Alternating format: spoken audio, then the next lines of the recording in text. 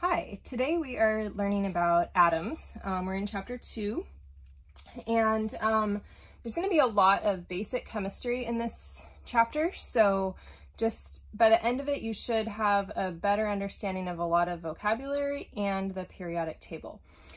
So to start with, on our opening page here, I just want to sketch out for you what an atom looks like, because that's our whole focus of this chapter.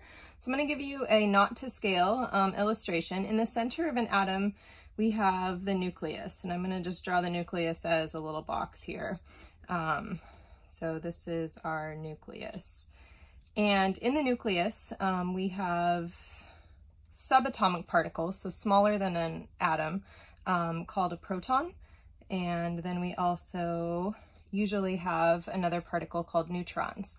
And you'll see me abbreviate those throughout the chapter as P+ and N0. So that's in the center of the atom. That's where most of the mass is.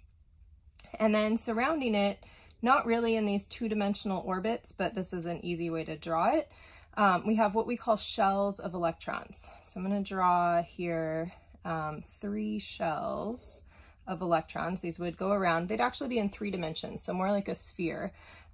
So this, I would say, is my first electron shell here. And when we get a little bit later into the chapter, you'll see that I use green to highlight protons. You'll see that for that first shell of electrons, I will sometimes color that yellow. Then we'll go out to the second. I'm going to use an E- for electrons, so second electron shell, and I will in portions of the chapter be using pink for that. And then out here, this is not as far as we can go, but for this chapter in this class it will be. We have our third electron shell, and I will sometimes use blue for that. So as we start with an atom here, we have protons and neutrons in the nucleus. We have shells of electrons then going around that nucleus. And if I can just bring you back to, this was page 2 of chapter 1, what we're going to be looking at in this chapter are atoms, and atoms are elements. So they are matter, they're pure, and we're looking at these elements here. Okay, so that's going to be our focus for this chapter. So we're going to first look at the periodic table and understanding how it's organized. Scientists actually put the periodic table together before they even knew that protons and neutrons and electrons existed. So you can actually organize the table based on just observing really carefully different chemicals. And that's what scientists did through the 1600s, 1700s, 1800s. In the late 1800s, they organized this table, and then in the around 1900 and then after, they discovered protons and neutrons and electrons. So we're going to start like the scientists did and just kind of organize this table, and then we'll understand a little bit more of, hey, what's going on here. And again, just to connect it to chapter 1, here would be like a hydrogen atom is what we're talking about, or we use black for carbon, so here would be a carbon atom. And within these atoms, what we just talked about is there are nuclei, so protons and neutrons in the center of these, and then electrons spinning around outside of those. So that's kind of the particle perspective of what we're talking about. So the first thing we want to look at on the periodic table is we want to notice that there is a thick line here, and I'm just going to emphasize it with my brown pen here. I've also included a few extra periodic tables at the very beginning of your lecture note packet, so you can go through and recolor these and repractice them so you know where things are. So I'm going to draw you just at the top here a kind of redo of the periodic table, right? We have the skinny, tall columns, the middle, and then over here. We have this zigzag line that I just drew through here. On the left side of this line, including everything underneath here, those are all metals. And then on the right side of the line, those are all non-metals. Metals, we know, like that word, right? They're shiny.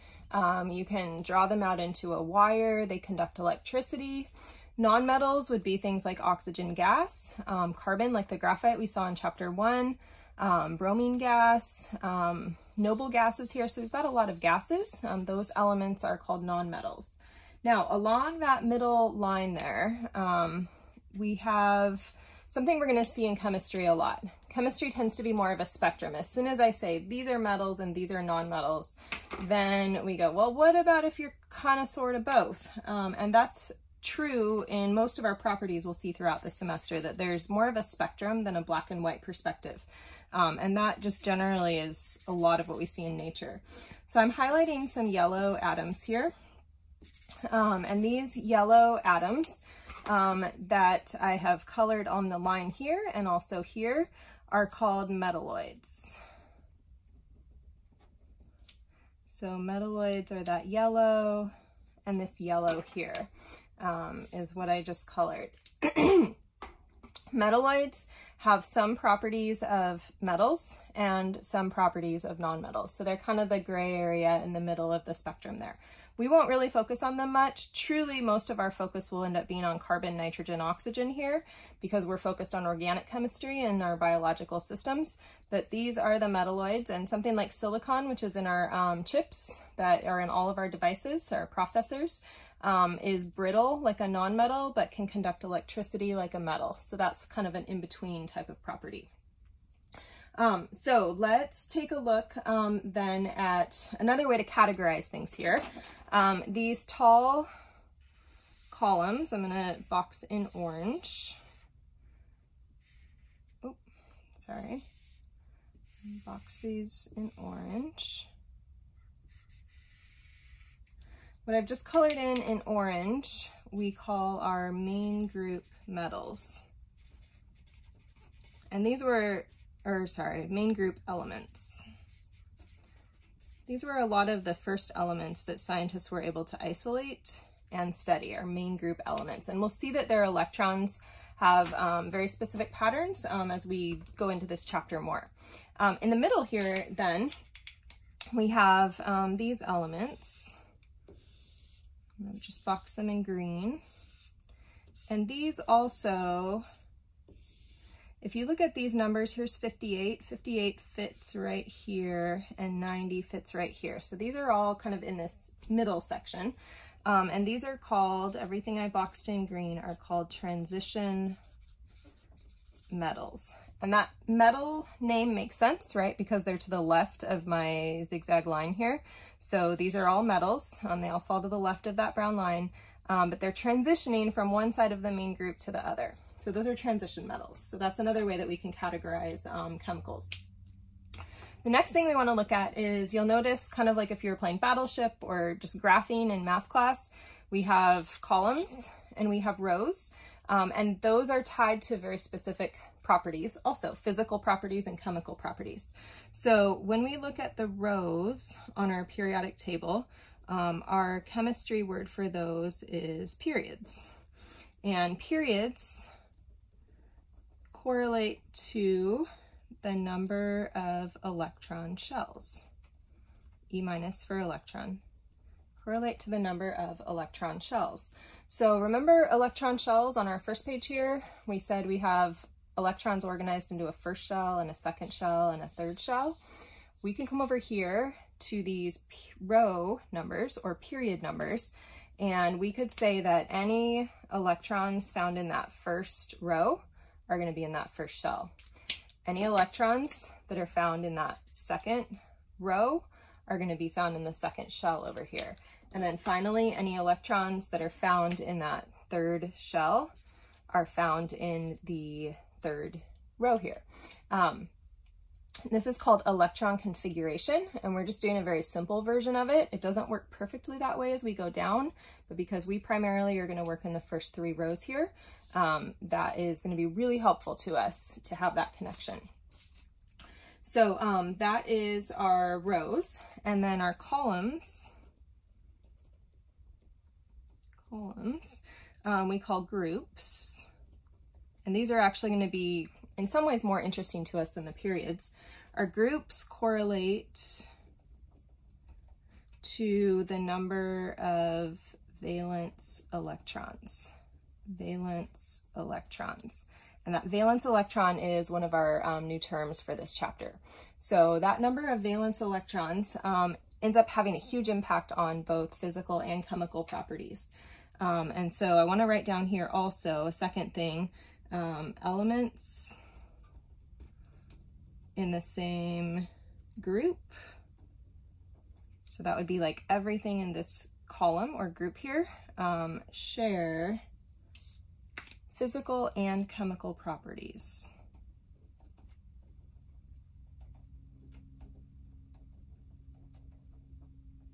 So they share those terms we learned about last chapter, right? Physical and chemical properties.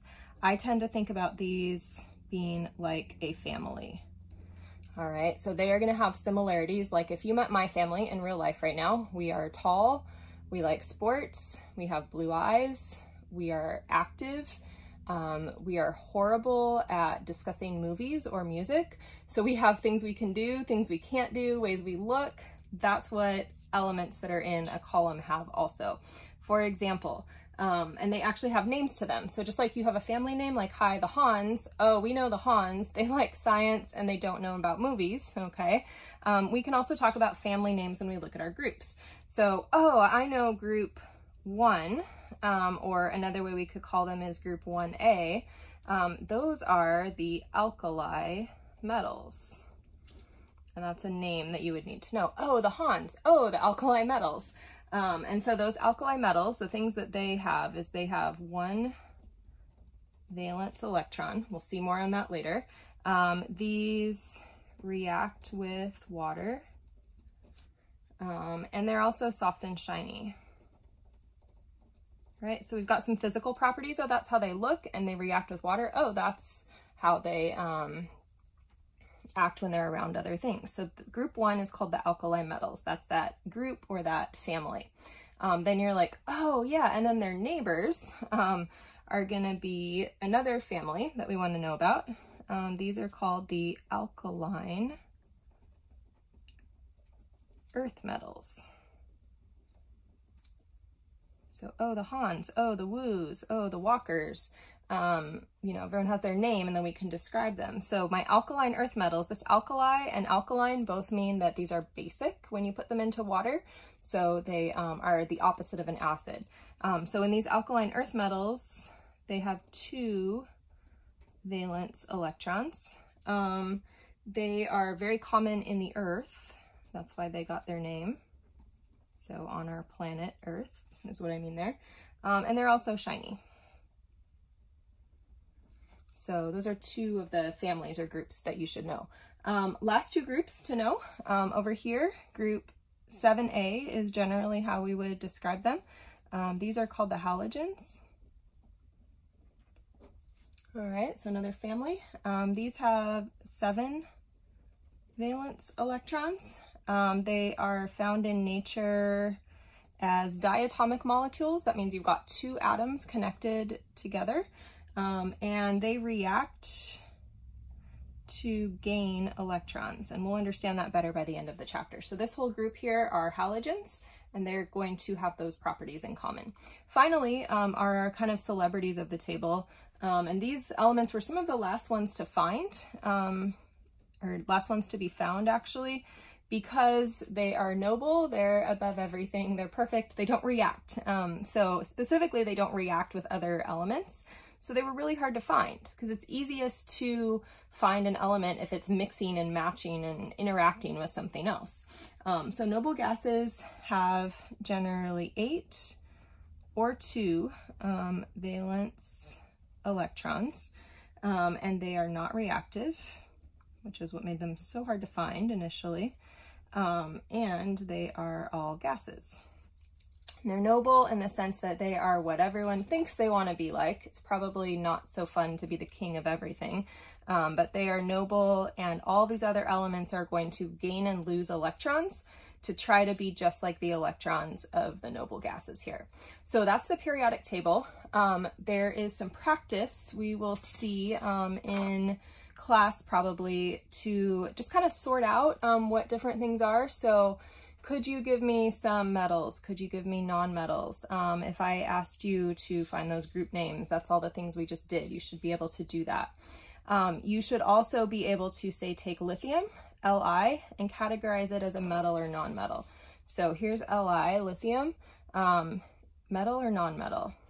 It's on the left side, so it must be a metal, okay? So I could put an M here. So you've got some practice here. We'll get more to these protons and electrons in our next video.